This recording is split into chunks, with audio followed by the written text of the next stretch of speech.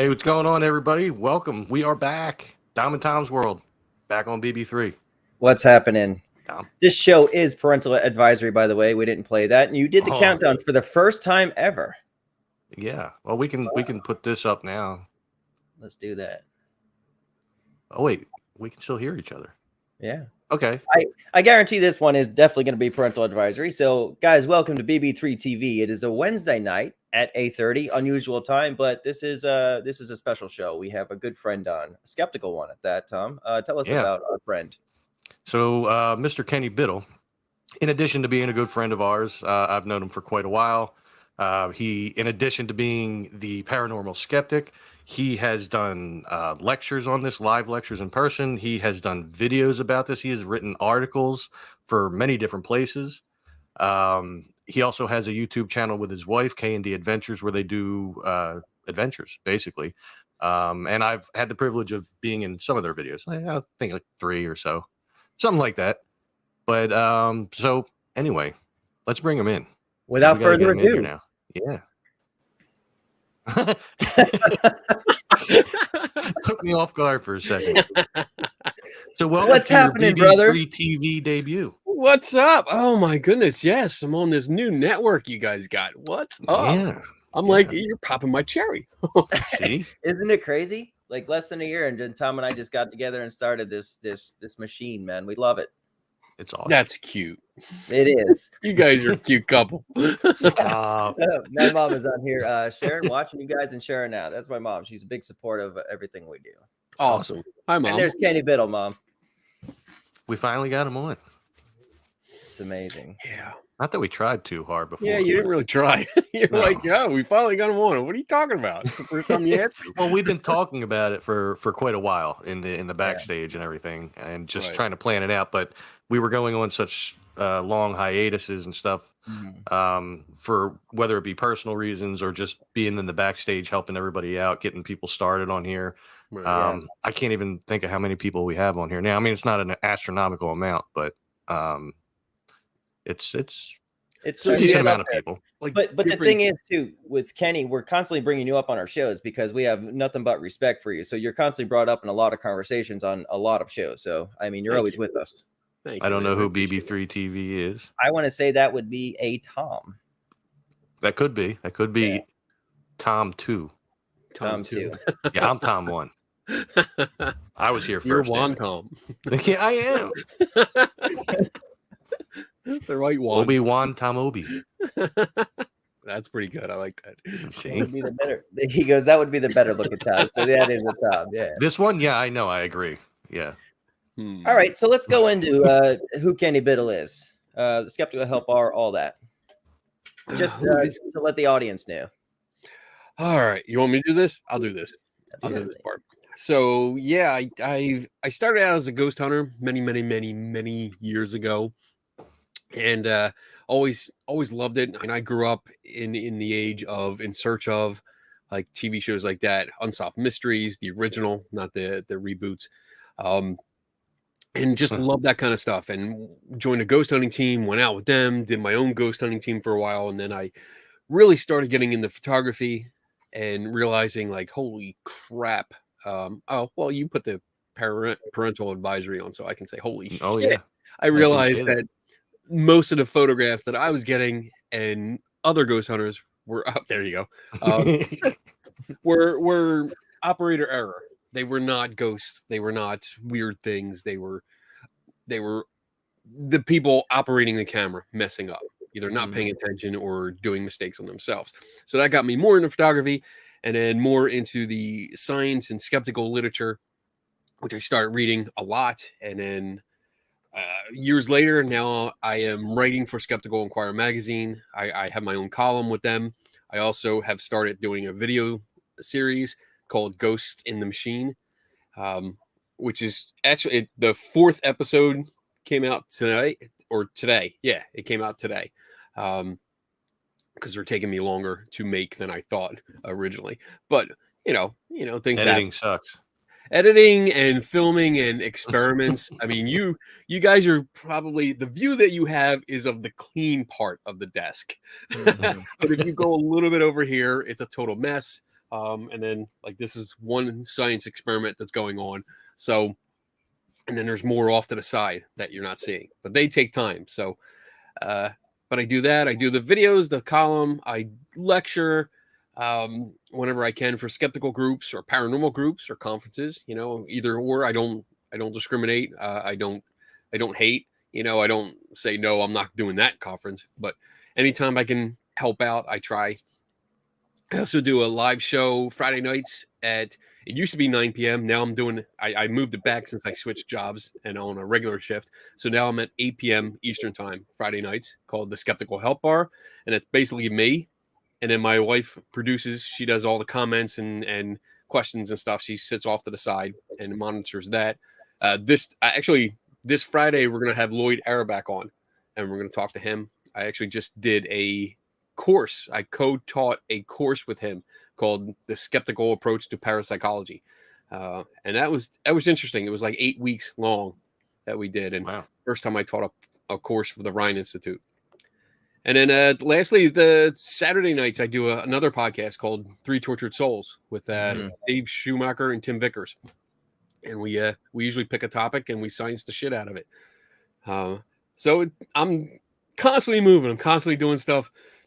It's fun. I love it. I still love the paranormal, even though people, you know, that's usually the first question I get. Like, if you're a big skeptic, what are you into paranormal for? What the fuck is your problem?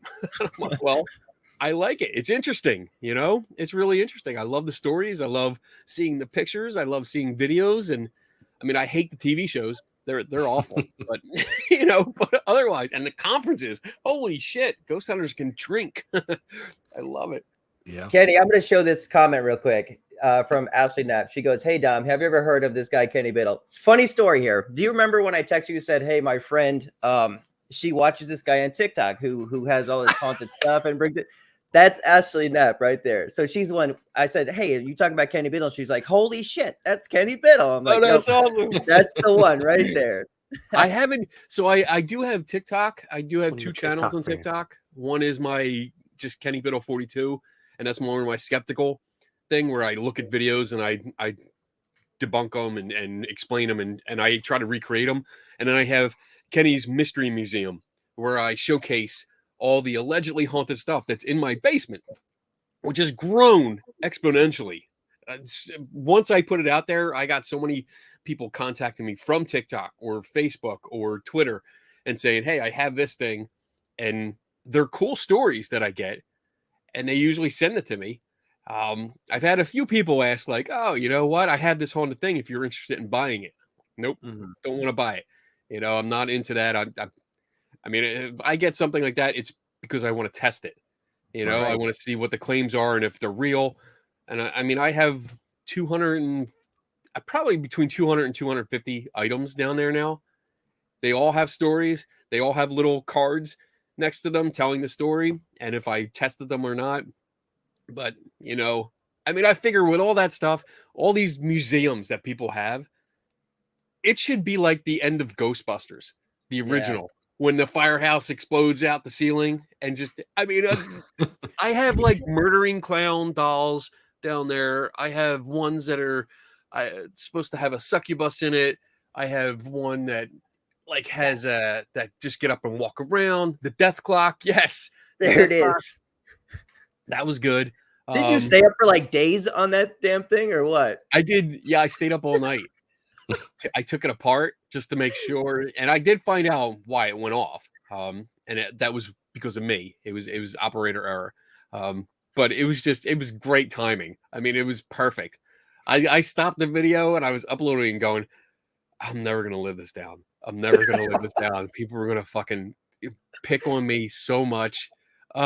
But it was cool. It was cool the way it went off, and it surprised the shit out of me, you know, because it's my basement is small. It looks bigger on the videos because, you know, everything looks bigger on video. That's why I used to do porn. No, hey.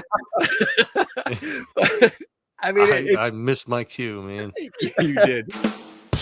Oh, nice. I wasn't ready with the soundboard. Cheers! I mean, out of practice. There's so much stuff down there, and it's just Ah, I love going through it. I love the stories, like I said, and making the videos. I haven't done it in a while because I got between work and then because at one point I was not only working like because of the pandemic and stuff, and my previous job was in healthcare, so I was doing long hours and staying at work late. And by the time I was getting home, I was done. I was like tired. Dom has one of your I dollies. have Yeah. actually 3 of your dollies. You had Yes. to put dollies? What the hell? Dollies. You got some dollies. He likes to play with them. Does It's- dress up and stuff, you know. Yeah. Matter of 'cause, fact, Blinky, and then one there, and there's one tucked in the corner over here. But those Okay. are Kenny Oh, Biddle's yeah, I dolls, see right it. there in the middle. Yeah, behind your name. Yeah. yeah, Yeah. it's right I- there. and that's good, man. I like that because it's like I got a ton of shit down there. Dude, Yeah. I don't have my phone, but And I'm the first person that whenever you want to get rid of shit, you know where to send it, my friend. I'll give you a call. No, I still the have the inter- chair. I still I have know. your chair. I still want the waiting chair. for Now you. I'm established here, so I'm going to get the chair from you. It's the debt chair, actually. Now, I Yeah. want to mention too with these items. You had mentioned that you don't pay for it when you go to your convention booths. People just drop shit off. I mean, that's Yeah. the Yeah. truest nature of it. That's I mean, and that's I don't want to say that I think people are lying because I don't. I don't think most people are lying. Mhm. I think they've had experiences and trying to figure out what that experience is the important thing. Like I Mhm. want to know the story. Tell me the story. But we as people, we have a habit of like selective biases. You know, when you could stay in your house, you could watch a comedy or like an action adventure movie. And it's cool, you know. You could have the lights out because it's cinema, like, you know, and you're all into it, and that's cool. Movie's over, you go up to bed, and you're thinking like, "Oh, if I had superpowers, that'd be fucking awesome." And this and that, and you go to sleep, no big deal. But you watch a horror movie, and then you go up to bed, and every fucking creak of the floor, you're like, "What's that? What's that? Yo, what's going on?" You know, you're getting the bat from underneath the bed. You're looking around to beat something, and that's what. Oh, there you go. Stuff like that. So we're primed to pick up patterns like that, even if they're not really a pattern. So, like, I mean, I can't tell you how many times people have just come into a room and said, "Oh, this is a haunted object," and you see some people like, "Oh." You know, they get like their face changes and they're leery about going near it and stuff like that. And I'm like, well, look, can I take it out of the box? Let me play with it. Let me see what happens. You know, and that's what's downstairs. Like everything is out of the box. And the few people that have come to visit, and it hasn't been a lot only because, well, one, we were pandemic. Two, I have to know you because this is my house. You know, Sure. we have to be friends and I have to trust you. But I've been there. yeah, I mean, you can come over, you can hang out. And we just had somebody, actually Donna's uncle, he came by and he wanted to see it. I was like, yeah, cool, come downstairs. And he's going around like with his hands in his pockets, like he's actually at a museum.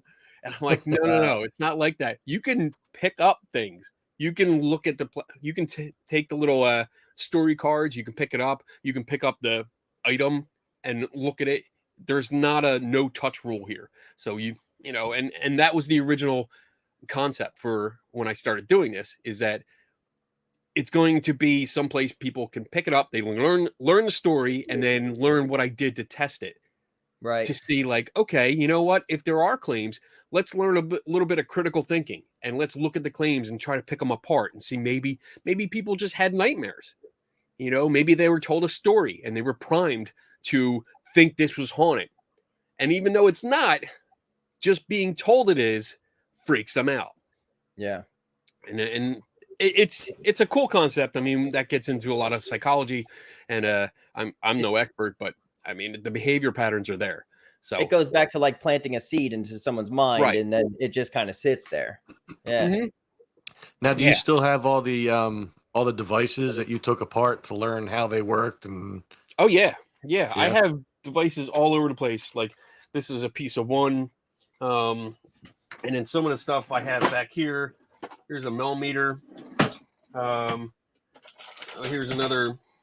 That's another EMF meter. I have all the stuff here, and I take them apart. I put them back together. Most of the time, they still work. But you know, I mean, it's fun to test them to see what they really do. Now, I'm sure that your answer is going to be all of them. What piece of gear is the biggest piece of shit going? The spirit box. Wow. Well, the spirit box is, I mean, yeah, it's really hard to pinpoint one because they're all so gimmicky. You know, they, especially the ones that are marketed directly to ghost hunters. When you have like the 3D printed bodies of gadgets and they're like, oh, this is specifically for ghost hunters. No, it's not. No, it's really not. It's made for gamers, right?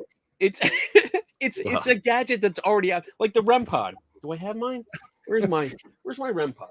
I might have taken that it downstairs. The little cat toy and oh, I got the cat toy. Yeah, here's the cat toy. The old school, yeah. That is. Do I have the other one? I have so much shit here, dude. Wasn't there a story with the cat toy where it's like the same shit within something else, or it's the it is same thing. So I don't have it up here. But I have another one of this. So this is actually a cat toy. It's sold as a cat toy. That's what the card in here in the plastic is. And it's a light up ball. So you turn it on, there it goes.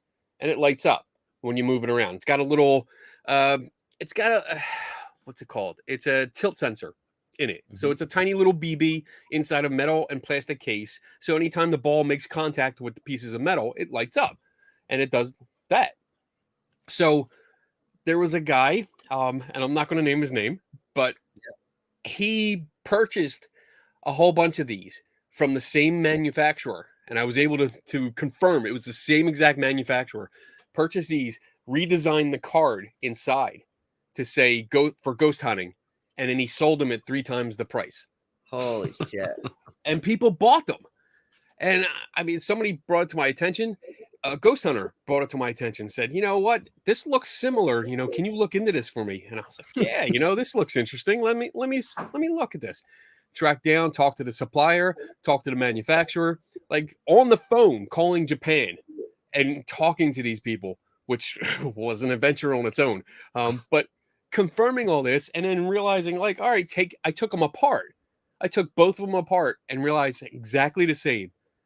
And what was really bad is that the guy selling them as ghost hunting gadgets claimed that he had upgraded stuff. Like it was an upgraded battery. It was an upgraded accelerometer inside of it, which it doesn't have an accelerometer. So he totally made up that part for it.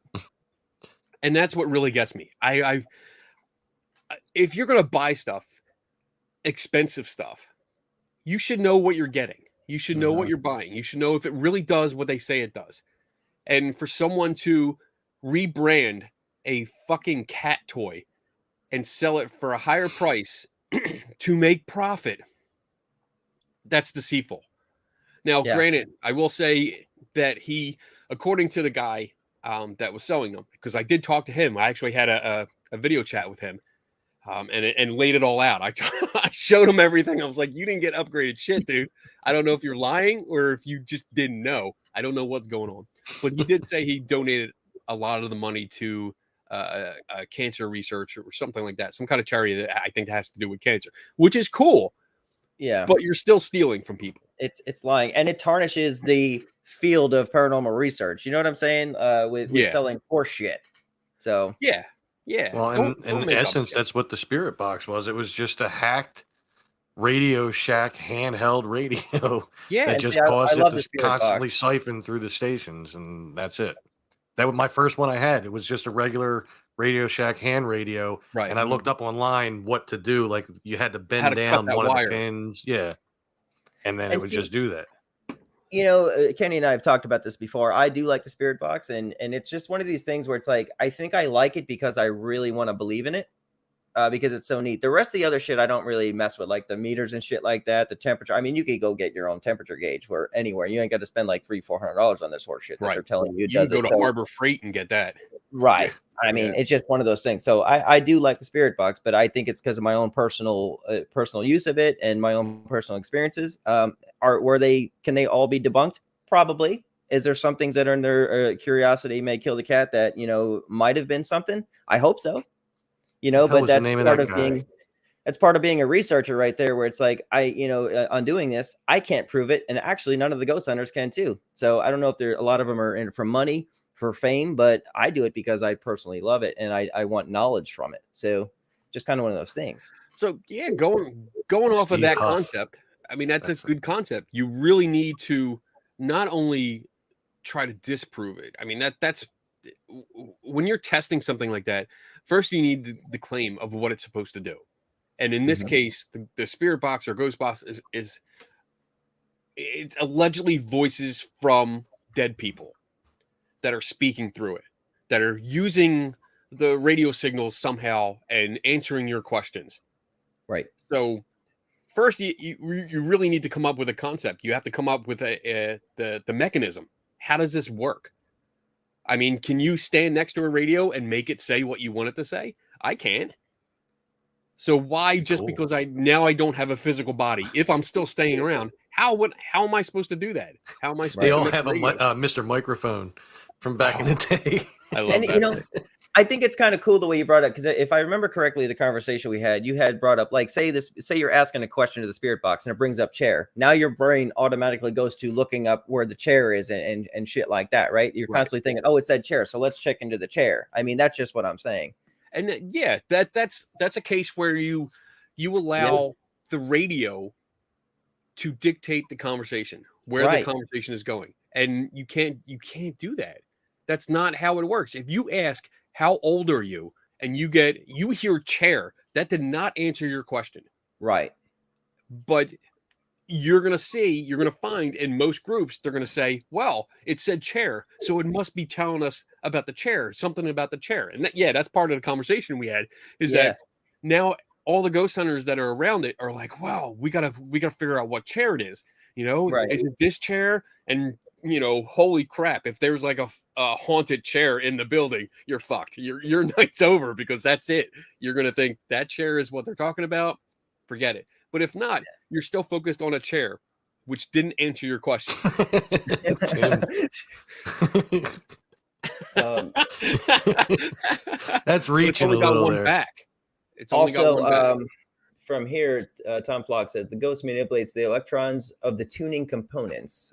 Kenny, you want to throw your thoughts in on that? How do you do that? Again, you have to have a mechanism, and that unfortunately that statement is pure speculation. It's pure speculation. I guarantee you have no data to back that up. And it's kind of funny too, because his next comment says most ghosts are actually electrical engineers, by the way.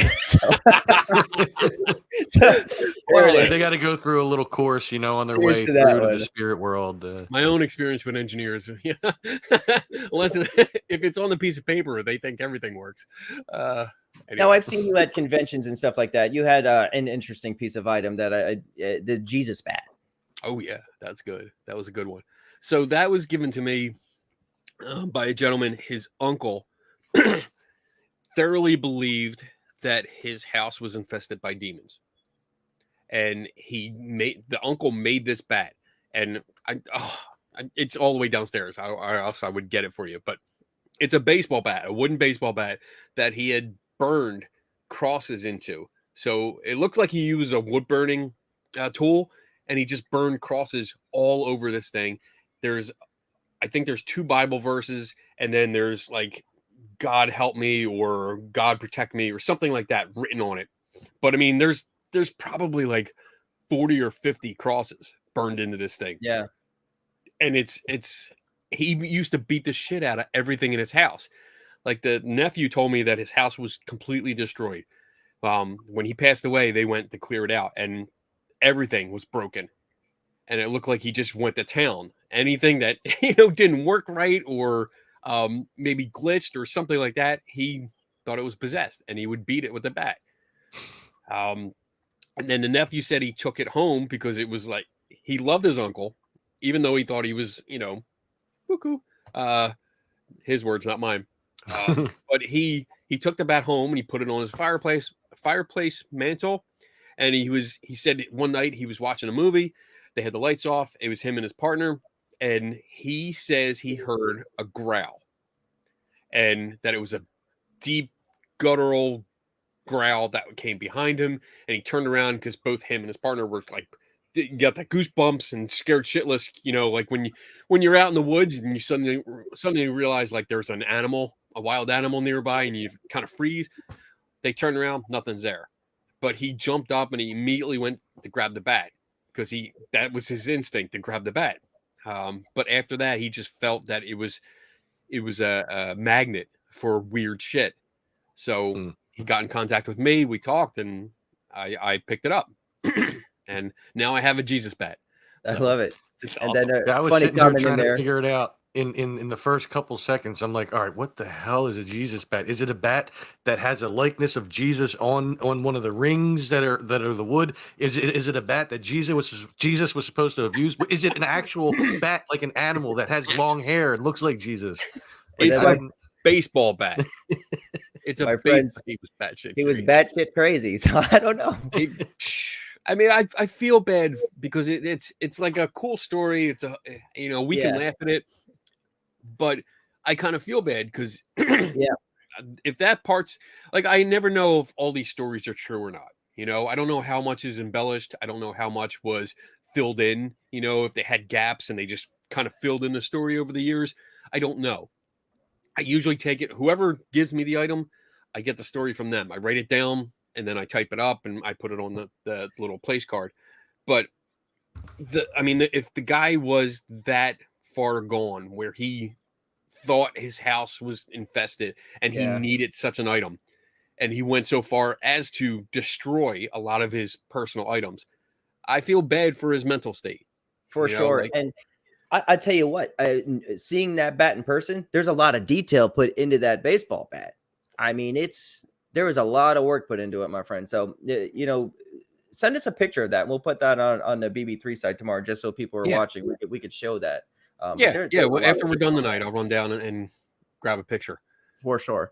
I got to ask you something too. Sure. On top of all the items down there, is there anything in there that kind of made you a skeptic, whether it was haunted or not, that you couldn't really find out the details for it? Like you had evidence and then you couldn't like debunk that evidence. Is there anything down there that you're like, holy shit, this may be possibly haunted? There has been nothing. See, for something like that kind of situation, something would have to happen here. And as mentioned earlier, the death clock went off during one of my videos on the other thing. And the death clock was supposed to be something like that. Forgive me, because there's so many items that sometimes it takes me a bit to get the story right. But I believe it was from a woman who had lost her brother, husband, and I think father or mother. And each time she said that the alarm went off. And it went off at the exact time that they died. And again, these are stories that are given to me by people, and I cannot verify them. I could not verify this. And these are more or less things like when they drop stuff off at my booth. I usually get 2 minutes to talk to them before they leave. So I don't get a lot of information. And some of this stuff just takes way too long to research. If I wanted to, some of my stuff, most of my articles and videos, they take days, weeks, sometimes years to get through. So I don't have enough time to go through every item that I get. I usually just take the story and say, all right, what are the claims? What do you think it does? Has it done it to you? Okay, it did it to this other person. All right, I write it all down and then I bring it home. And then when I have time, I go downstairs and say, all right, well, this thing is supposed to like give you a hickey. Like I have one item down there that's supposed to like a haunted item. Yes. She said she got this little item, and it's like a head with legs. So it's a wood carving. It looks like an African wood carving, but it's just a head with two legs coming off its chin. And it looks weird because the legs come down, bend at the knees, come back in, and the feet are like this. Instead of pointing out, they're crossed like that. It's really weird. It looks like a freaky little. I'll send you a picture of that too. But she claimed that she went to bed, she woke up, and she had a hickey on her neck. And she described it as like a red mark, and I was like, was it like a hickey? Like, you know, like you did you get a little bit? She's like, no, I didn't get anything. It was just a red mark. Got And the then first base. a couple days later, she said she had a whole bunch over her body, and her sister, who came over, and when they had actually ordered this and opened it, her sister had freaked out. Said like as soon as they opened the box, she didn't want nothing to do with it. It was evil. She didn't want nothing to do with it. So fast forward about a week, and the sister comes back over. The first sister has all these marks over her that all look similar, and the second sister runs up, grabs the thing, and puts it on one, and says, "Look, it's the exact shape of its mouth. That is open. It's like a O face." I'm not going to do it because I don't want you to scream at that. Oh. But and then she freaked out, you know, thinking like this thing is doing this to her. And again, I no pictures of it. I don't have anything except the two sisters telling me this happened. And again, I'm not saying they're lying, but we don't have pictures. We don't have video. We don't have anything else. No solid evidence to show that this really happened. Mm-hmm. So it's a story. It's a cool story. And I would love to investigate it more, which is why I took it. And now it's down in my basement. And I mean, Right. I work down there sometimes. I take my laptop down. I write. I have my vintage camera collection down there, and I'm always setting up. Like anytime I do experiments where I need to take pictures or videos, I set up in the basement because it's easy to get it dark down there. If I need it dark, and I have obstacles I can hide behind or string up, you know, if I want to. I have a whole bunch of fishing line and stuff around here that I use to, you know, pull objects for poltergeist stuff to see if I can recreate, especially like kitchens. But I mean, nothing has ever happened. Well, that goes to a question here as well. Bob Burnell, he said to say, "Hey, Kenny," in the beginning, but he says, Hey, "I have a question for Kenny. Have you ever had a paranormal experience? As if so, what was your most profound episode?" So it's hard to say. Have I ever had a paranormal episode? Maybe. I don't know. Most of the time, if it's a big, like, kind of experience, that's when I immediately stop. I stop everything and I investigate it. You know, let's see what happened. I walked this way. I did this. You know, where was other people, lights? I try to figure it out. And for the most part, I usually do figure it out. And that's just because it's common things, you know, or lights that went by and I kind of noticed it, or cobwebs. That's a big thing. Cobwebs in anyone's basement, and it just touches your hair and it feels like somebody's either touching, or if it's a long enough one, it feels like it pulls your hair. So I've had those kind of experiences where I usually figure it out. But once in a while I don't. And I'm left with, I don't know. Yeah. So I can't say that it was a paranormal experience because I don't know what caused it. So, I mean, if I turn around and I see like a transparent figure going, "Hey, what's up? It's me. I did it. I poked you." Then I'd be like, "Wow, okay. I think I saw a ghost. I'm pretty sure I saw a ghost." But that's never happened. I wanted to. I'd like it to. That'd be great. I would love it because I'd sit down and be like, "All right, man, sit down. I got a recorder here. We're going to interview you. You know, what's your name, dude?" If only it was that easy, right? We're gonna make history. Is there any? Why isn't it? Why isn't it that easy? Like, EVP sessions are probably the most popular thing ghost hunters do. Yet here we are, three of us right now that have microphones in front of us and no ghosts. And there's thousands of podcasts being done right now across the world at all times of the day where, I mean, the open opportunity. There's radio programs that have been going on for decades. Yeah. No ghosts. TV. How we watch the news every night. It's live in the morning, afternoon, and night. No ghosts. You know, that's interesting to bring that up. I wonder if there's videos on there saying, "Hey, you know, maybe a ghost possibly seen in like a on a newscast or something." I've never actually looked into that, but you're completely right there. Or during a sports game, or Well, I've seen ones during sports games that Paranormal caught on camera. They have like sports games, like ghosts running across the field. But I mean, that could be anything from reflections and stuff like that. I mean, They had cameras. Yeah. Especially the older cell phone cameras. Yeah. Bob says, yeah, but people don't go over the broadcast the way you look for EVPs. I mean, I can see that too. But it's, I mean, well, that gets into more specifics there. I mean, how the methods that are usually used are more along the lines of anomaly hunting. So you listen back to a recording, you're listening intently for anything that sounds weird. Granted, I mean, if a ghost can really talk to you through that and or have their voice recorded somehow, again, it goes back to the mechanism. Like, what's the mechanism? If it can happen, then it should stand out. Like right now, the three of us are talking, and it's pretty clear because we can see each other. It's pretty clear who's talking and when. So if another voice just pops in, that, especially if it's a female What voice, the fuck? fuck you, Tom. None of us said that. But yeah, I mean, if a female voice popped up and just started talking to us, like, hey, I can hear you. Can you hear me? Something like that. That'd be great. That'd be interesting. I mean, it'd be interesting. It wouldn't be. We would have the most viral podcast ever. Yeah. And there'd be all kinds of theories about how we faked it. And we could fake it. We could fake it really easy. Because, I mean, I have my microphone right in front of me, right here.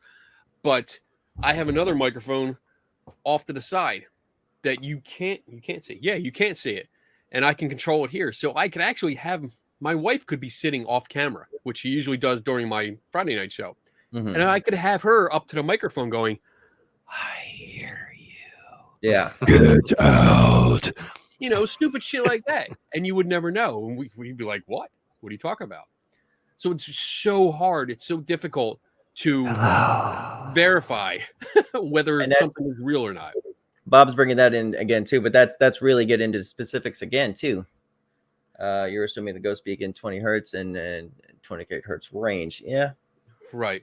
But also, I mean, it would have to, because if it's going to replay it in the same hertz range for us to hear, it would have to speak it. You're not going to have a recorder that's going to take a sound that's at one frequency and change it to another. I mean, you could, I mean, depending on your speakers and the microphone and your environment, I mean, it might come across at a different frequency, but if you look at the chart, it's not going to come.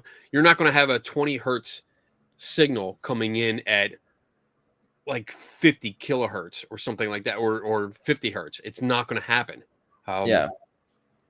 And that's just, it's, I think ghost hunters, and I'm using this as a blanket term, so I apologize for stereotyping, but you need to, I think they need to think simpler sometimes. I think they tend to overcomplicate things. If you get a weird noise on your recorder, it's not automatically a ghost. You really have to look, okay, what happened in this room? I don't know, maybe we were all sitting around the kitchen and somebody moved their chair out, and it's a wooden chair that slid on a wooden floor. It's going to make weird noises. Ghost frequencies, they say, is 18.9 hertz on frequency. Who's they? Like, that's my question. Who's they? And where's the supporting data? That's where we have to start. And I'm not trying to be confrontational with you, Bob. It's just that's the critical thinking that we have to do. We have to ask those questions. Who are they? What are their credentials? What did they do? How did they come to this 18.9 hertz? And where's the supporting data? Because, I mean, I browse the scientific journals, and I have yet to see communication established with the afterlife. It's just, it hasn't been there, because that would be paradigm shifting. That would be amazing. That would change how the world lives. He sent a website there. We'll go ahead and copy and paste that and get that over to Kenny. Yeah. Okay. We can look at that later. We'll check that out later. Actually, speaking of go back to Huff Paranormal. Speaking of ghost hunting teams and stuff like that, Don't say it, Tom. Into going into the field and stuff like that, is there any team that you absolutely respect that tries to do the right thing every time, that doesn't try to make shit up? Like, is there have you met any team that actually kind of does this in a way that they are trying to get a point across? I think a lot of them do try their best. Yeah. I don't want to put down everyone, because I think most people really do try. Yeah. But unfortunately, I don't think they have a concept or a full concept of what a scientific investigation involves, like how much it really involves. It's not something you can do in 4 or 5 hours at someone's house. No, you can't. That's not even the beginning of the prep work that goes into a good scientific investigation. I stress that often, so I'm glad you said that on the shows I do. I stress that you can't. Most people don't realize that if they go in just for fun, like on say a ghost walk or something, you're 100% never going to get any kind of investigation, because it takes a lot of prep time, a lot of research, and it could take up to weeks to months to get any kind of evidence. I mean, the base readings alone, if you're going to use any kind of environmental equipment to monitor the environment, you need a solid baseline, not your 20-minute walkthrough when you get there as everyone else is setting up. That's just bullshit. I mean, I'm laughing because it is funny. It is funny, and over the last decades and stuff, they really should know better by now, but they don't. And the reason is because they don't bother to do their homework. And that's where it really gets serious, and that's where we really get critical, because you don't do your fucking homework, you're not doing it right. Yeah. Right? You need to understand how, like, your EMF meters, and I've said this 1,000 times, maybe I might be embellishing a little bit, but this thing reads in one axis. So if I'm pointing it this way and I'm looking at the screen, it's giving me a reading. That's not the average reading, though, because I can turn this way and get a different reading. Not moving it from that spot, just turning it. I can turn it this way and get a different reading. Yeah. This sucks. And, I mean, it's nice that it has a digital display. It's much better than the K2 meter, which is absolute crap. But this is not a good tool to use, because it's you. How many times have you seen shows or been to events? Tell me, just say yes or no, where they're like, all right, we're going to do our base readings. Here we go. We're going to do our base readings. Okay, I'm coming into the room. Here we go. Okay, good. And then they walk out. Yeah. That's not a base reading. You have nothing. You have absolute shit. So when they come in later and they're like, oh my God, look, it was 20 degree or 20 oh my God. I'm like totally milligauss. I'm getting my terms mixed up. If it's 20 milligauss less than what it was when we did our base readings, that doesn't mean shit, because you get different orientation, different time of day. You don't know what kind of power source or power surges are going through the house on the mains line. You have no idea of all this information that has to be calculated before you can take a reading. So much. And I know I get like, because it's something they should know better by now. Kenny mad. I was actually in a house one time, and they did readings like that, and I had to tell them, I said, you better check into it. They were getting like high electricity, all this type of shit, and they're like, there's got to be something in this room. And I didn't want to step on their toes or anything like that. And then after a while, they believed it so much, I said, look outside real quick. They looked out the window. I said, what do you see? They said, power lines. I said, what do you think? You pick it up. Sure enough. So Bill, you're allowed to say hi to me too, by the way. Yeah, Bill Slevin's up there. And Bob, get in touch with world. Kenny as well too. Bob is such a big supporter of BB3 and all the paranormal investigations. He shares us out all the time. So Bob, thank you for being in here. We really appreciate your comments and interacting with us all the time. We 100% love you, my friend, and thank you for all your support. And Bill is actually my co-host on a lot of shows as well. Actually, all the more reason. There we go. There we go. Bill I'll and put that one Kayla up. are my co-hosts, and actually Taryn and Kayla, because Bill, you're not in town yet, I don't believe. So I think it's going to be Taryn and Kayla tomorrow night with Christopher DeCesare. I believe he if he's not in here now, he was in here because he liked the video. So or Chris? the show. Yeah. Yeah. Chris. Yeah. Yeah, I've met and spoken. Nice to Chris. guy. I met him at the Very nice. I met him Oh, at yeah. the convention. The Yeah. Paraunity. Yeah. You guys signed my Ouija board, all you guys. Yeah. Really nice guy. Really nice guy. I I'm- don't like his story, and we've talked about it, so it's nothing new. It's not like he's going to be surprised. But his story, I had some issues with it, but overall, I mean, one of the nicest guys I've met. Yeah.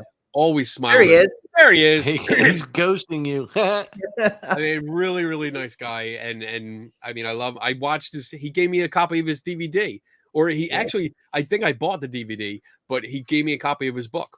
I got the copy of the book right here. I'm getting ready Yeah. for him tomorrow night. So he signed it for me and everything. There he is. Super nice guy. Super nice Signed the guy. Ouija board, Yeah. everything. So it was actually odd. Yesterday I got up at like 4 a.m., 5 a.m. I started studying him, right? Just watching all of his interviews.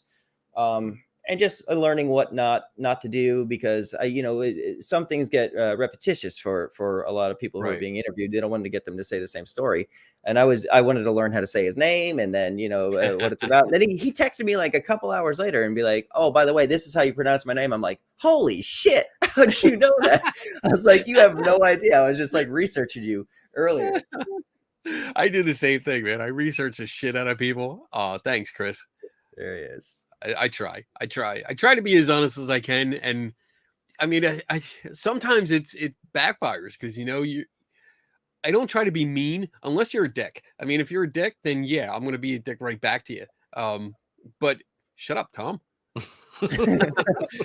But most of the time, I'm trying to be I'm trying to be honest with you, and I think we see this in a lot of communities where people meet up. And I've seen it like with Chris, and I'm sorry, Chris, I'm going to use you as an example, but he's been on TV, he's got a DVD, he's got a book. So when people come up to him, they're kind of starstruck and they're like, yeah, they agree with it, whatever he says, and they don't want to insult him. They don't want to say something wrong. They don't want to disagree with him. And I get that. It's not everybody, but I get that. But to me, I think that's being dishonest. Like I've been that way. I mean, not with like paranormal people, but I've gone to Comic-Con and seen like some, oh my God, Wilma Deere. Did you see that? Erin Gray. Sorry. First time I met her, I was like, but I get it. But you got to be honest with people, because if you go up to someone and you really don't like them, but they come up and they're like, hey, and you're like, oh, you're great. I saw your TV show and you're awesome. You're fucking lying to their face. I hate that. I can't stand that. So, I mean, if I don't like you, I usually tell you I don't like you, but I do it politely. I don't like you when your show sucked, man. Yeah, I don't like your show so much. I don't like you. So I think I'm going to stop. Bill's somebody I wanted to get you in touch with, Kenny, and vice versa, because the first time I actually interviewed Bill, I brought you up. So that's something I. Oh my God. Yeah. You're honest with people. I mean, I've gone to events where my wife has left because she got bored out of her mind or annoyed because someone had brought me a picture and they're like, what do you think of this? And sometimes you can tell right off the bat, like, oh, this person already made up their mind. They're not looking for my opinion. They're looking for me to say, oh, wow, that's awesome. Right. So when I see the picture, I tell them honestly what I see. Like, this is what I see. This is why I think this, and I'm not speaking out of my ass. I do have a background in photography. I call that farting. I do know what I'm talking about. So when I give you the information, it's not what they like. It's an orb. Oh, Jesus. Fucking orbs. Oh my God. I hate orbs. You lost my train of thought. I knew you were going to like that comment, by the way, because we talked about orbs before. Orbs. Oh my God. I can't believe people still think that there's something. Like, it tells you, if you know what, that's a good example, because even though when you buy if you buy a camera now, I mean, unless you're a professional photographer now, most people don't buy cameras because it's in their phone. But if you buy a camera and you read the fucking manual, it tells you what they are. Mm-hmm. It actually addresses them. People tend to want validation more than confirmation. I totally agree. That's right on the money. They want you to agree with them. They want you to say yes. I can't tell you how many times someone has brought. Oh, this is a good story. So a friend of mine, Paul Michael Kane, professional photographer. I mean, he's Michael like Caine. Paul Michael Kane. Michael Caine. He is like a world-renowned, literally a world-renowned graphic designer, photographer, awesome guy, friend of mine for years.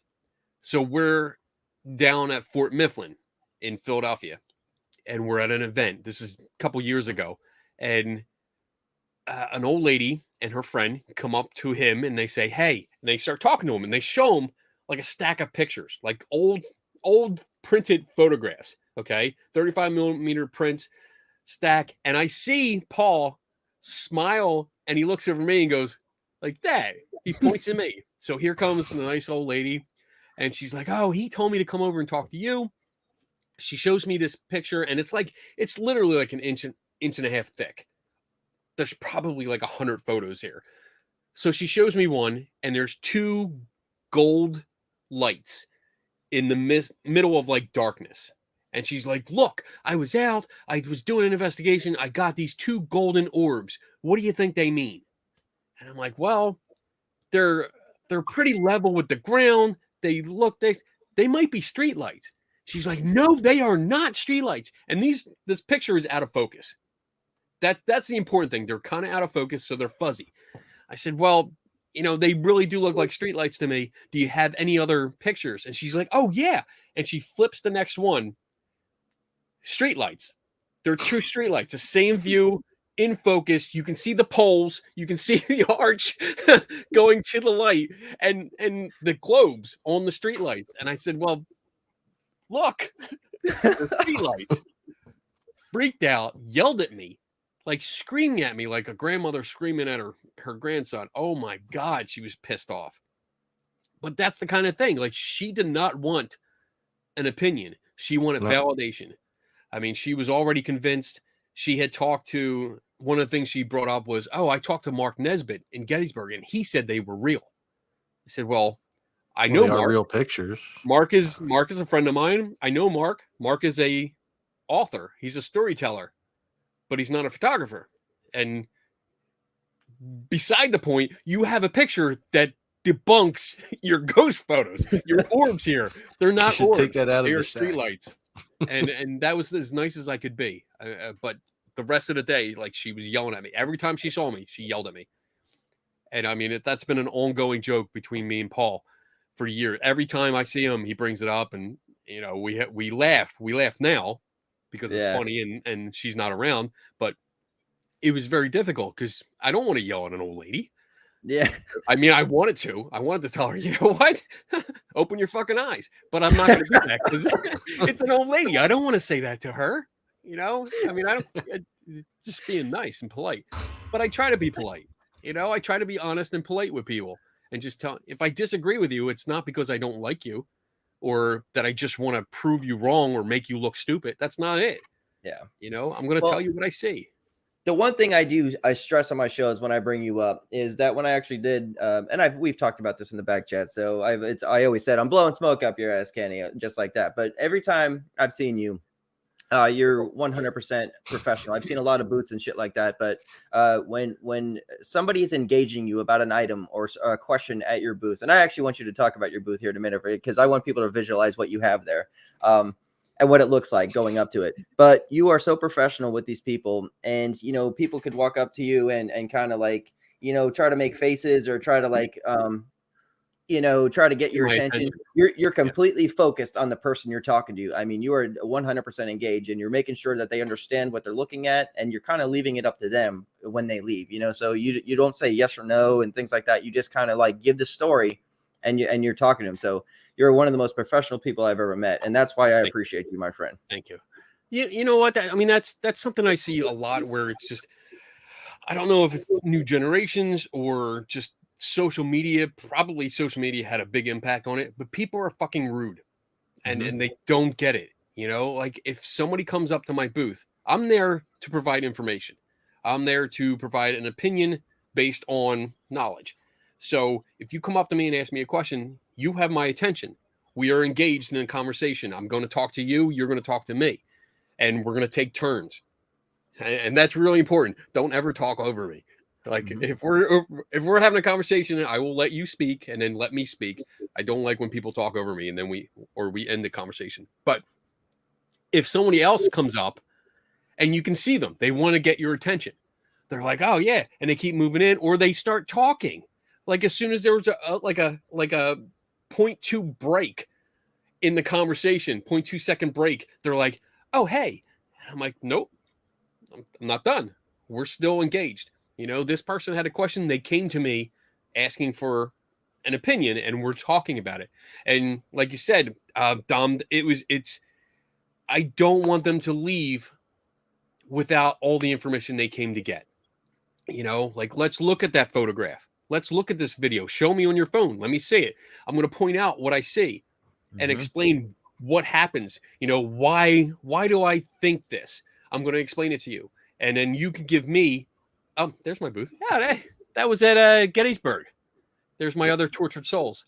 That's Dave Schumacher next to me in the black shirt. And then hidden behind the jewelry, that's Tim Vickers.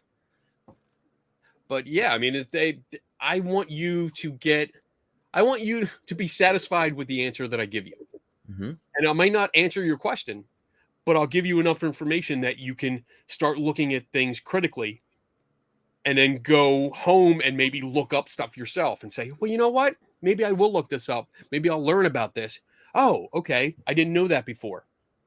And that's the best thing you can do. Instead of saying, no, that's not a ghost, have a discussion to teach critical thinking. What details to look for, why to look for them. Why do I know to look for these details? What do these details mean when I do find them in a photograph or a video? You know, providing that good base knowledge is going to help you progress. It's going to save you time down the road so that when you spend your 4 or 5 hours at a place and you get 10 pictures that you think are, you know, these must be ghosts. Now you can spend 10 minutes looking at them and go, you know what? I think I can recreate this. I did it. Okay. Because I learned this information before. This is good. We solved that mystery ourselves. Instead of posting it online and having some skeptic jackass like me go, you missed this, you missed that. Yeah. And then you get into that social media fight because, you know, there's no context with no emotion with the words, you know. So when I say that's not a ghost because of this, you think I'm yelling at you and you get mad and you block me and then we never talk again. Yeah, I hear you.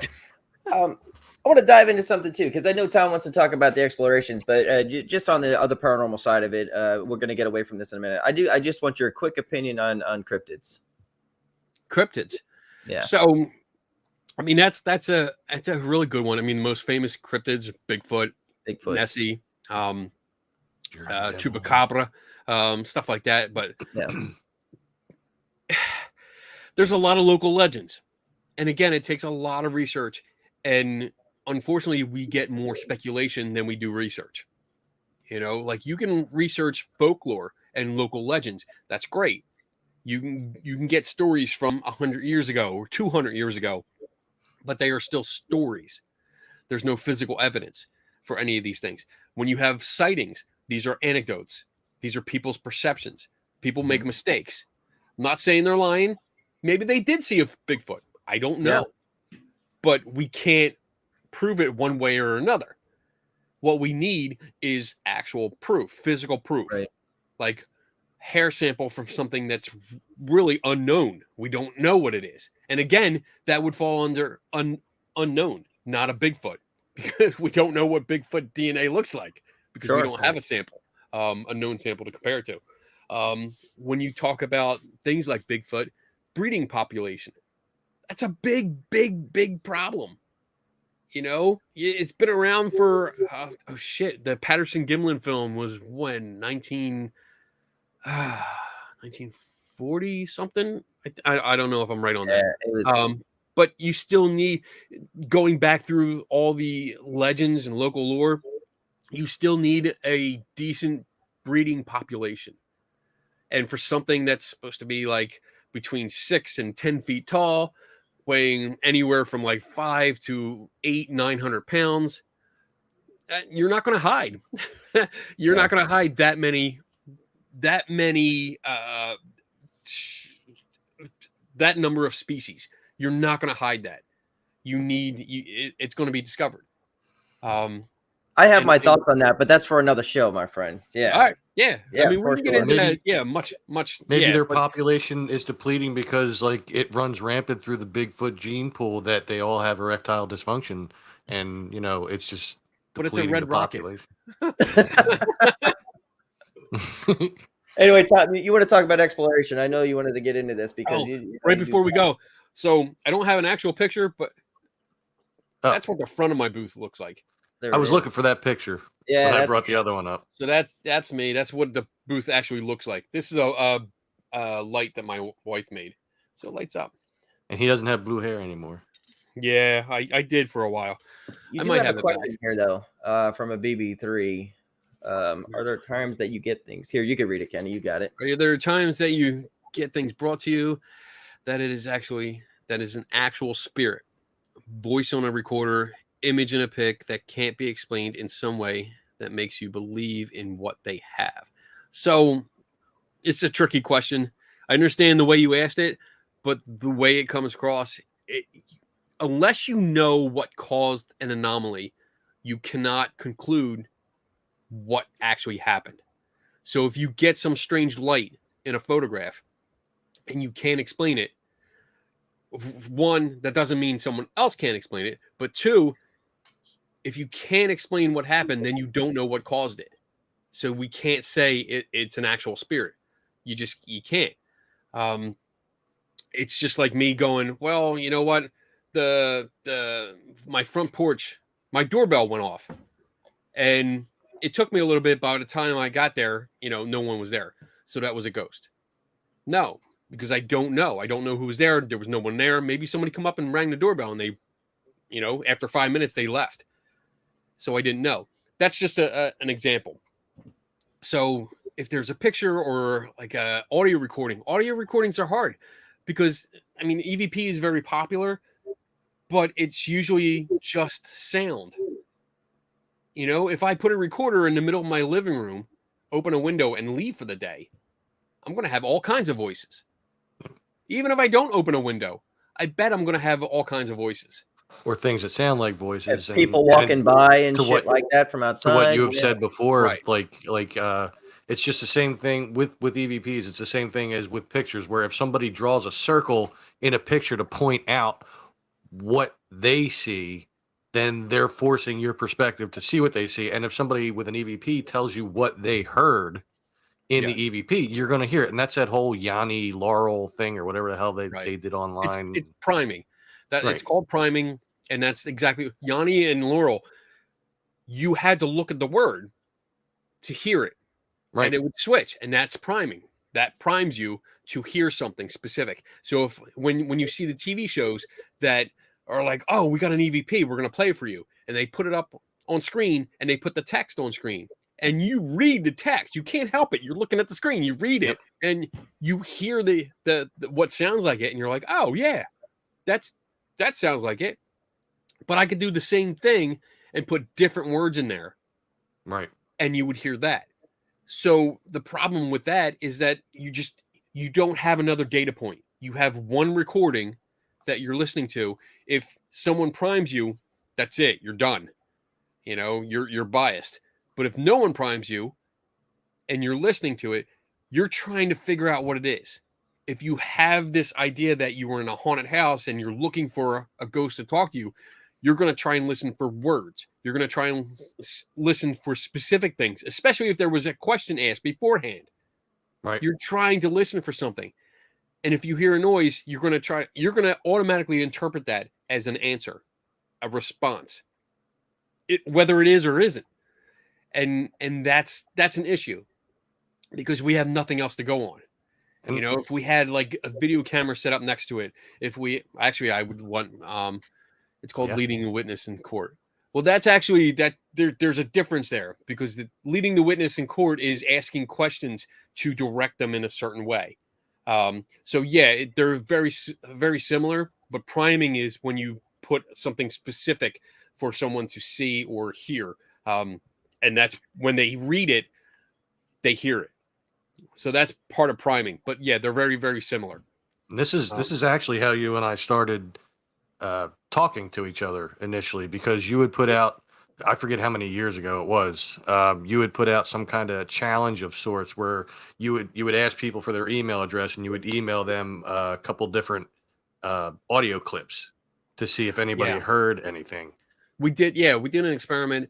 It was me, Mitch Silverstein, who is an actual scientist, and then Stephanie Bond, who got together. We had audio clips that we told people we were doing an experiment. We need people to listen to it.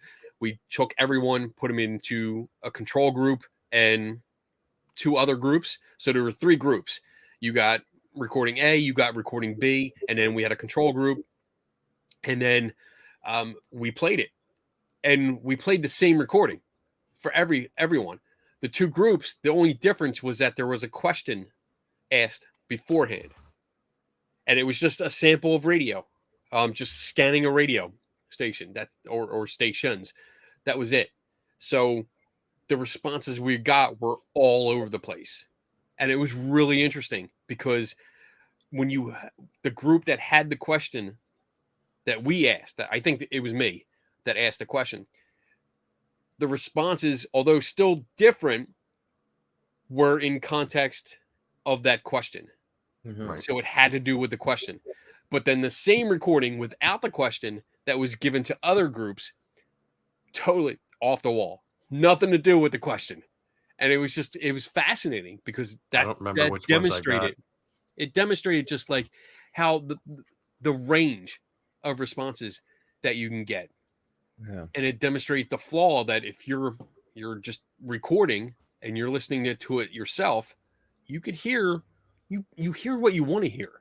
Yeah. And again, I'm not trying to be mean, but if you call yourself a ghost hunter or a paranormal investigator and you go to a place that you believe is haunted and you're doing what you believe is a investigation of that haunted house and that you've gotten evidence before, you're going to be biased and you're going to hear something even though you might not hear it. And the best thing that you can do with that is to take the question, if there is a question that you ask, take that out of it, send the clip to a whole bunch of people. Don't tell them what to hear. Don't tell them where you went. Don't tell them anything. Just say, hey, listen to this. Tell me what you hear. And that's it. See what kind of responses you get. And Bill says he always teaches his team to never think it's haunted, which is good. I mean, I'm about to go into investigation. We're going to get away from paranormal in a minute too, because I want to go into the explorations with Tom and Kenny, what they do. But I'm about to go into a house right now that I'm not sure is haunted. Somebody had died in it. We're going in there with speculation that it's not haunted. We're going in there to just see what the thought process is. It's under construction at the moment, which is supposed to heighten activity. If there's any activity there, it will turn into an Airbnb here soon. So we're going to go in there and it's an old town Ocala, old Victorian house as well too. So we're just going in there and see if we have any evidence. Going to do it for a couple of weekends more than likely and just see if we catch anything and see if we could come out with a story. And we're really just doing it for research and not saying it's haunted at all. So it was kind of like the Seven Sisters Inn. We investigated that too, but let's think about this. Let's break this down. So I understand you're trying to go in there not thinking it's haunted, but you've already related to me that someone died in there and that's supposed to increase paranormal activity. Well, that's what we're going in there to try to like almost disprove at the same time. And so it's very difficult. And I'm not saying you can't do it. And I'm not saying you're not going to do it, but it's very difficult to separate that because you already have that idea. But the seed is planted, as we talked about earlier. I get it. Yeah. And the team we bring in, I mean, it's literally like 3 of us. And you know, we don't have 20 people running in there. And we kind of just, we settle down in our little locations and we just kind of listen. Of course, we know that there's a heavy street. We know where the power lines are. We do all our research first around the place and we kind of just go from there. Yeah. So, I mean, I've gotten into the habit. My idea, whenever someone calls me up and says, can you come check this out? Yeah. I have no preconceived notion that the place is haunted. Not at all. Yeah. I'm going in thinking, all right, they had an experience. Let's talk to them, get more details. Because one, I've learned that the first time they tell you the story, it's not all the details. It's not everything that actually happened, or they may embellish or forget to add some details. So once you're there in person and you start questioning, and that's something I really encourage, question the details, because then you find sometimes the story falls apart. Right. And again, they're not lying, but then you also see them start to realize, well, maybe they didn't see what they thought they saw. Sure. But I always go with the mentality like, all right, they had an experience. Let's see if we can find a source. What caused that experience?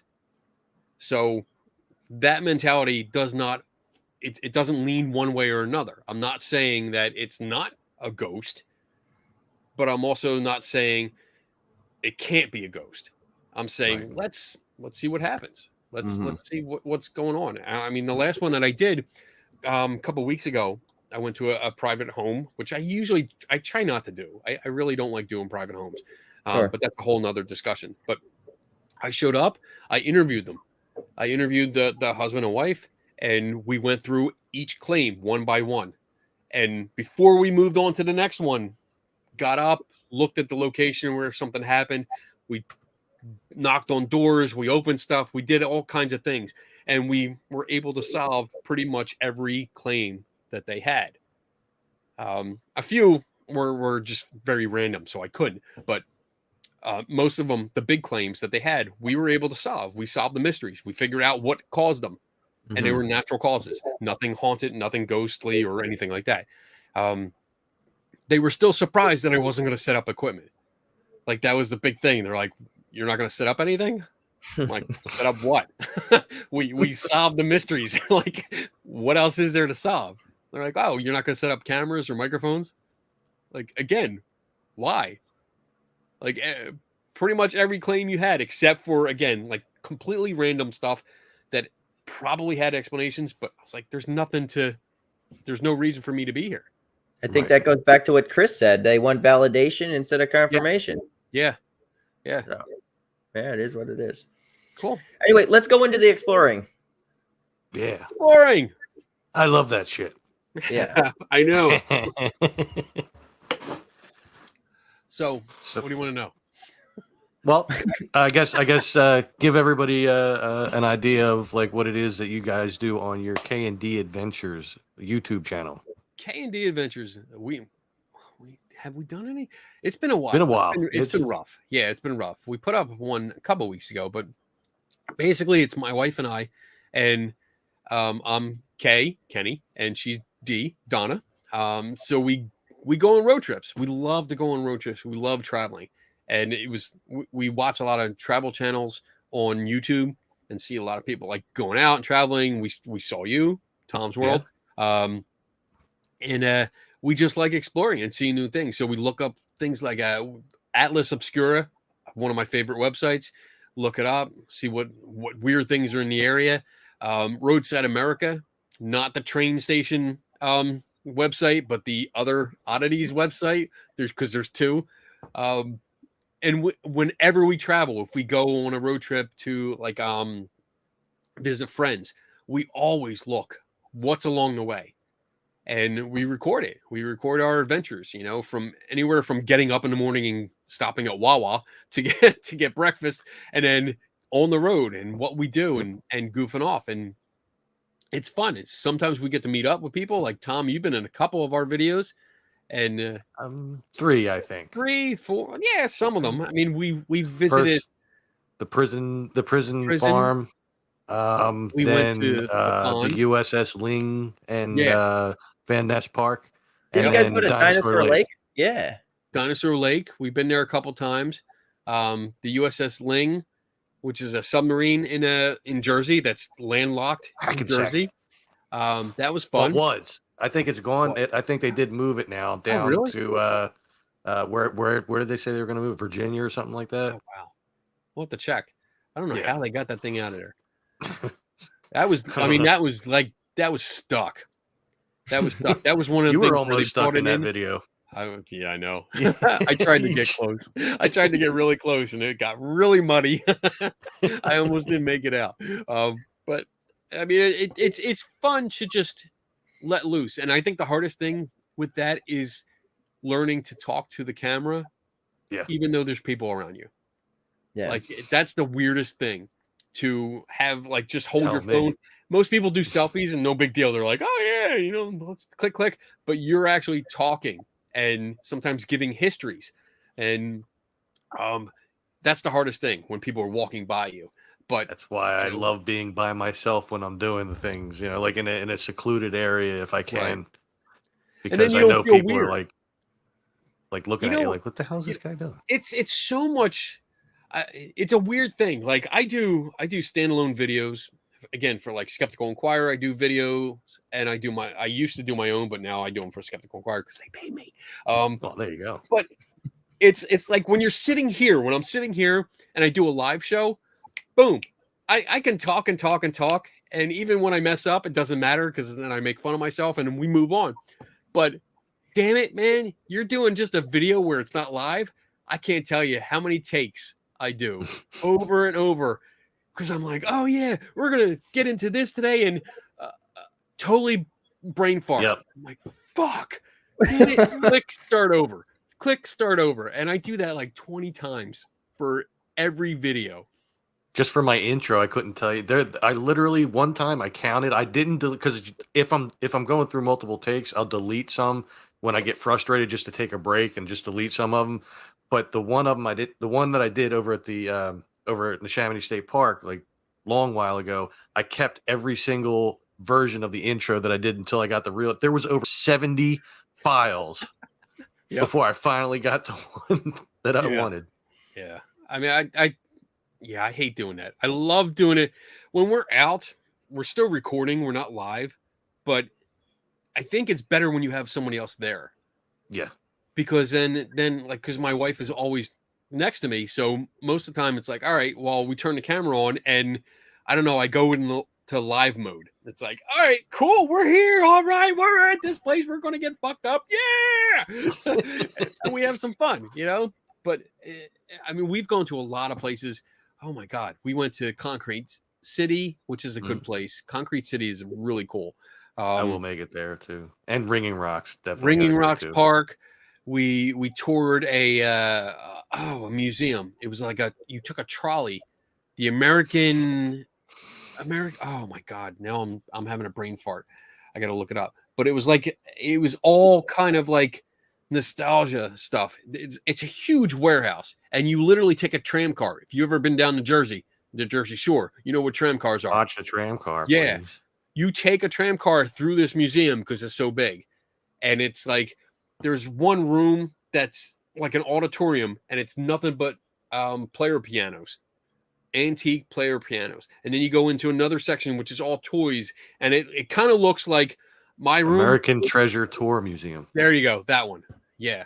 I mean, if you can get there, it's in Oaks, Pennsylvania. It's really, really cool.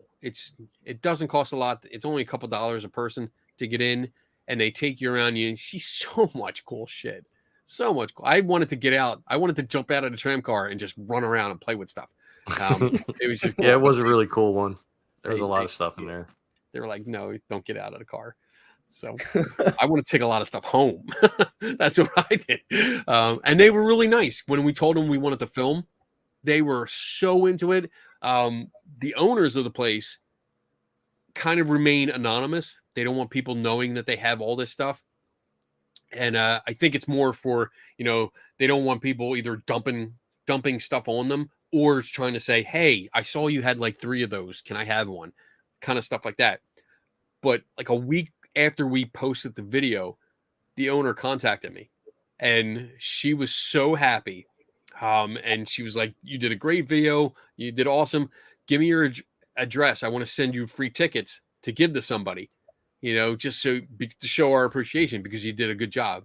And I was like, oh, that's awesome. So we got to give out, we actually gave tickets to my friend Paul, the photographer guy, because he was looking for something to do with his daughter. And so they went, but that's cool. It's so much fun. Really cool. I think it's really cool to get out there and just experience things. Like get out of your comfort zone. You know, don't just do the same shit over and over again. You know, let's see. I mean, my wife and I, we like a lot of stuff that's the same, but we also have our own interests, you know, and it's nice to just, you know, not just do something that we both like, but if like she likes something, all right, let's go. Let's check it out. You know, All right, we'll do your thing. I'll be the camera guy and you do the talking, you know, but it usually turns out great. And even if it's not such like an exciting adventure, we make it exciting because we have fun and we joke around, we make fun of each other. And I mean, if there's a creek anywhere near, you know, one of us is going to fall into it, you know, something like that. Well, you both did well crossing Pequesing Creek. Yeah, that's a tongue twister. Pequesing Creek. I usually don't have a problem with that. Well, Tom, you and Steph ought to start a show now, like the S. Don't No, well, no, I'm not. But like that's you and Steph now. But then I wanted to do a show with the three of us, though. But I won't get into that. Tom won't let me. You could only imagine what it is. I could tell you. We already said it on a live before. He wanted a show with Stephanie, Tom, and Dom, and he wanted to call it STD. I said, we're not doing it. I think you should. Steph won't do it. She's watching now, I'm sure. Hey, she hasn't commented anything, but she's watching. But she won't been do exploring some shit lately, right, Tom? Yeah. I've been doing some different stuff. One thing I've been keeping under wraps, so I'm still not going to talk about it on a live. But it's a video of a place that nobody has ever done a video of before, and it's one of the oldest things in my area of Philly that there is. And my video is going to be the first one. So they're the people that are at this place that take care of this place and whatnot. They're very excited about this being done. So it's been taking me a while. I filmed this back in November. So I'm still working on it. You know, it's different. It's a different video than I've done. It's not just me walking around with the camera and talking. So I love that. Big deal. The last video that we did, I'm totally cheating because I looked up my channel. I already did too. We went up to the World's Fair, the 64 Part World's one. Fair, and met up. I love meeting up with friends that have knowledge about places too. And Mitch and Steph, who I did the ghost box experiment with, they volunteer and they volunteer at the New York Pavilion at the World's Fair, which is it's a strange looking structure, but it's really cool and impressive. And they had volunteered over the years and cleaned it up. So they know a lot and they are huge enthusiasts. Like they are pretty much 1964 World's Fair whores when it comes down to it. They know everything. And when I find like memorabilia, souvenirs and stuff at flea markets, I usually pick it up and send it to them because they have a huge collection. And it was cool to go up there and tour the grounds because they knew everything. They knew where all the buildings were, what the buildings did. They showed us there was a place called the Underground House, which was like something that was coming up in the 60s where they were combining bomb shelters because that was a real threat back then. Bomb shelters with homes, and it was an entire home that was underground. And the rumor is that it's still there, that they never dug it up and took it out like they were supposed to. They simply took the top part off that was above ground and then dumped dirt over top of it. So they all think that the house is still there, which would be really cool because that would be like a time capsule if it didn't cave in, you know. But stuff like that, little information where you can walk around an area, explore it, but then have your own personal tour guide. Yeah. Question about that video. So it's called World's Fair Part 1. Now, is there a part 2, or is this like one of those like Mel Brooks History of the World Part 1 kind of things where there's not really a second part? So with that, part 2 will come in the spring. Okay. We're gonna go back because it was just too cold. I mean, even that day it was kind of chilly. But we're gonna go back because we want to do some other things, and since then, because there's a museum up there, and we toured the museum, and that's when I realized that there were special cameras. Kodak put out a special camera for the World's Fair in '64. They also did it for the 39 fair, but those are way too expensive. But I was talking to Mitch about it, and he showed me like in the glass case, and I was like, "Oh, that's really cool." And I love cameras. I have an entire vintage camera collection down in the basement. There's like 120 cameras down there, mostly Polaroids and Kodaks, but a wide range. So I went online, and I found not only one World's Fair camera, but I found two. So I ordered both of them because I'm going to give one to Mitch, because I that's just what I do. When they came, one of them still had film in it, and they had 6 exposures that were taken. And I accidentally did the 7th exposure, but there's still more pictures on the roll. I think I can get 20 pictures out of it. So the plan is for part 2, we're going to go back up in the spring, and I'm going to take pictures of some of the major places, major spots.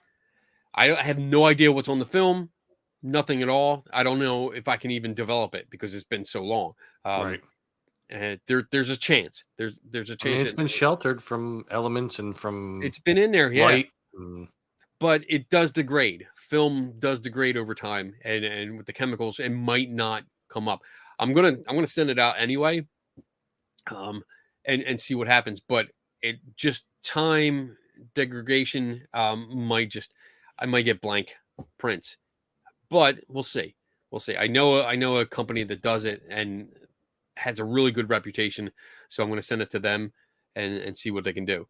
But Cool. I mean, it was, I love that kind of stuff. You know, it's like, this is from, I mean, 64. Shit, you got 50, almost 60 years ago that these pictures were taken, and I have no idea what's on it. I'm hoping it's not just like random people. I'm hoping to see some of the sites, you know. That's fucking amazing. Can you Yeah. imagine what could be on there? I love, one of the things I do, I collect like old negatives. I'm like, these are, you can probably just barely see that. Oh Person. yeah. You see a person on there.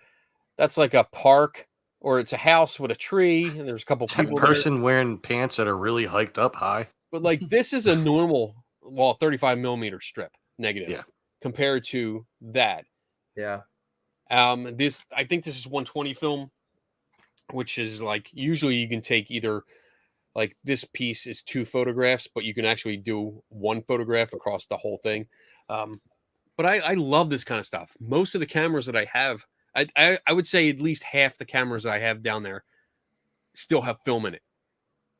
And I just have to go through, either expose the rest of the film or rewind it in the dark. And then I'm going to just send it out in a whole batch and see what happens. Christ, you need cool. assistance to where you live. I mean, you got film that you got to go through. You got to hunt or ghost hunt and Dude. research all this shit downstairs. Dude, I'm telling you, man, Holy it's fuck. you no, look. All right. So over here, this mess here, I'm creating weeping statues. So, you know how you see like the miracle stuff where statues cry? Yeah. Like, I had this one, I don't know if you can still see it, but this was crying. I had this actually weeping tears of oil. And there's 4 and a half statues over here. Oh, well, like, 3 now. I did one. No, well, the head came off of this one. But that's the color. I dyed the oil, and it soaked through the entire statue. Wow. And then it got weak and came off. So, and then over here, I had experiments going on with my Amityville video that I just did. Yeah.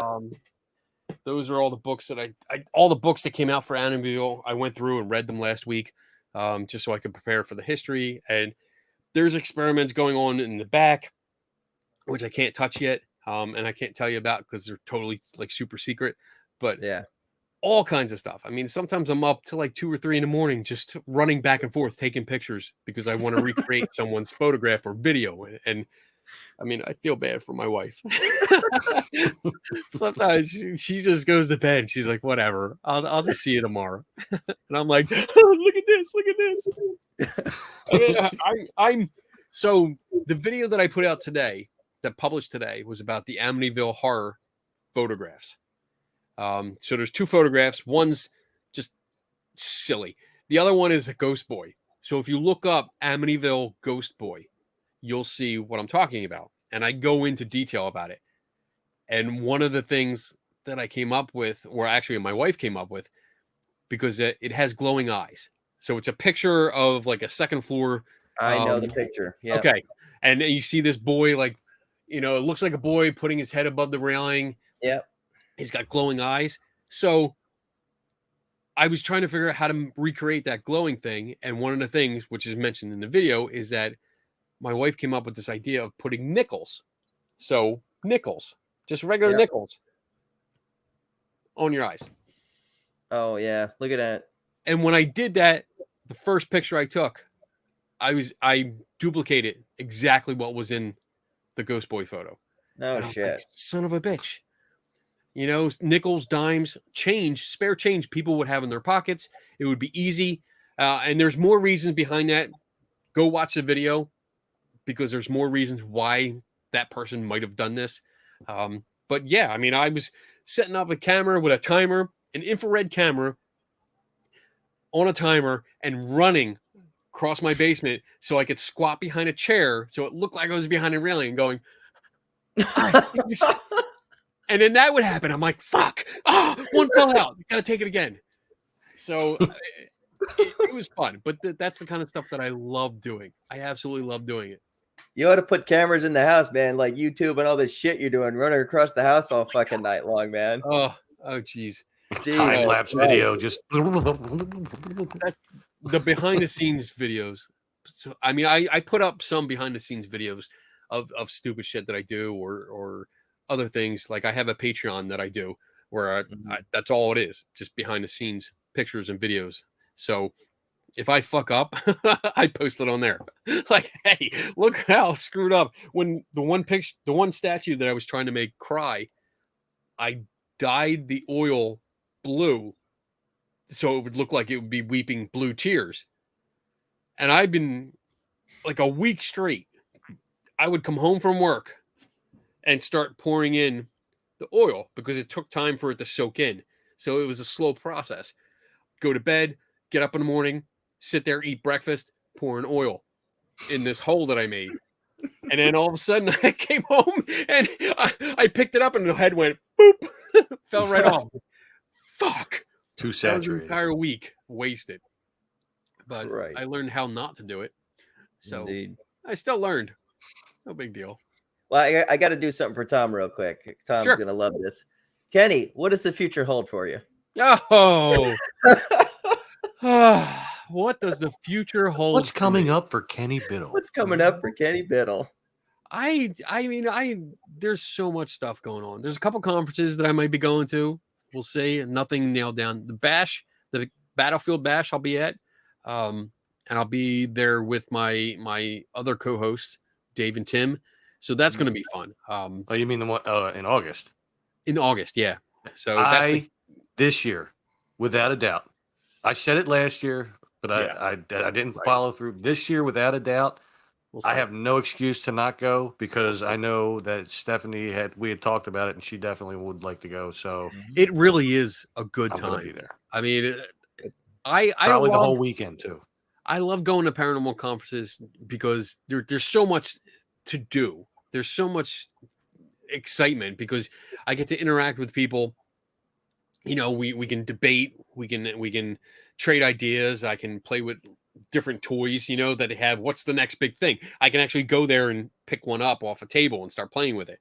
And then just because we know pretty much everyone knows everyone, Right. it's so much fun. The party, as soon as the conference shuts down, and the party is just, it's exciting. It's nice because you're dancing, you don't give a shit, and it's everyone gets along. I mean, I was happy. Let's see, where is it? This trophy back here. This is for the dunk tank because I raised the most money. for the dunk Yep. tank, which is great. I mean, that was a Dunk a no-brainer. skeptic. Yeah, put a skeptic in the dunk tank at a paranormal conference. What do you think is going to happen? A lot of money. Yeah, a lot of money. I drank a lot of dirty water that day. Ugh, disgusting. I can imagine. But yeah, I mean, I'm going to keep doing what I do and make videos and write articles. I have like 3 articles that are in the works, various stages.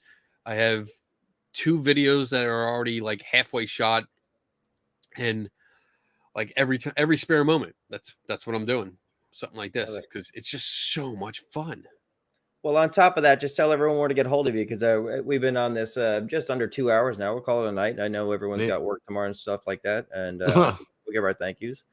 Well, all right, you're going soon though, but yeah, how to get a hold of Kenny? There you go. You find me on the street. No, you can come to on Facebook. You can find me at I am Kenny Biddle. That's my blog page. You can find me on YouTube at Kenny Biddle 42, or just search my name, Kenny Biddle, and it comes up. You'll see a logo with my Scooby-Doo monsters and ghosts behind me. What else? I'm on TikTok. Like I said, I do Kenny's Mystery Museum, which is my most popular channel. And I haven't done one in a while, but I'm going to get back into that because I got a bunch of stuff that I still have to catch up on. Otherwise, you can catch me Friday nights, 8 p.m. Eastern time on Facebook channels or YouTube doing my live stream called The Skeptical Help Bar. You can catch me Saturday nights at 8 p.m. doing 3 Tortured Souls podcast with Tim Vickers and Dave Schumacher. And then if there's conferences coming up and they are okay with a skeptic being there or setting up, I mean, I'm okay with it. But I'll set up a booth and come out or talk or whatever, interact. It's fun. I love it. I love spreading information, good information, not bullshit, made up stuff. And then I think that's it. I don't know. There's so many projects going in my head. I always forget. There's Stephanie. Great show. Hi, Look Stephanie. at the picture. Look at the picture. Oh, that's so cute. New Year's Eve when I still had memory. Tom, all right, tell everyone how to get a hold of you. All right. Well, obviously, you can find me where you're seeing me now on BB3 TV, whether it be on Facebook, YouTube, or Twitch, which we're on.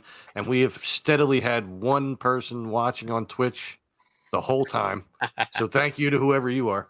I think I know who it is, but I'm not sure. You could also find me on YouTube and Facebook with This Is Tom's World. Both are the same thing. You just facebook.com/This Is Tom's World, all one word. YouTube.com/This Is Tom's World. If you go to the YouTube, do me a favor, make sure you hit the subscribe button. I'm trying my hardest to get to 1,000 subscribers. I think I have 230 some left to go, and I'll be at 1,000. And that's my next goal. So help me get to that.